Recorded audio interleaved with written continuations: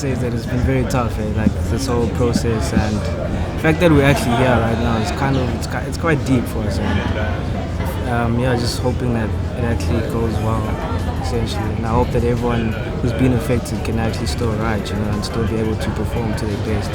So that's my biggest hope, just essentially that we can all do well out of the situation. I think it's a general thing amongst people, especially with black people, that we cannot come back next year. We can't come back. We can't afford to be able to come back and write exams. So some of us have no option but to write now, so that we can be able to go home and then start our lives if we graduate. And I have friends whose scholarship programs, their bursary programs, told them that they have to write.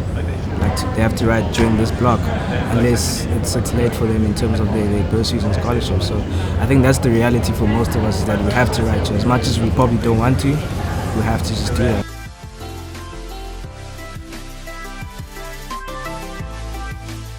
I'm actually an international student. I'm from Zimbabwe, so I'll be travelling home at the beginning of December, and then it would be a bit of a hassle to have to rebook flights, come all the way back in January, arrange accommodation. So I just thought, well, I've got everything planned now, I may as well just stay and get them over and done with. I found the last 2 weeks really stressful, because most of my courses, they didn't do away with any of the assignments. They just sort of compressed them all into the 2 weeks that we had.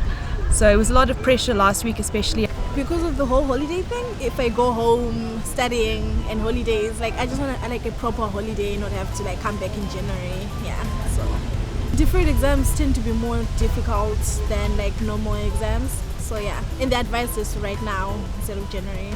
I'm excited to just finish exams and get out of campus and not have to stress, because I was supposed to finish on the 3rd of November if there were no protests.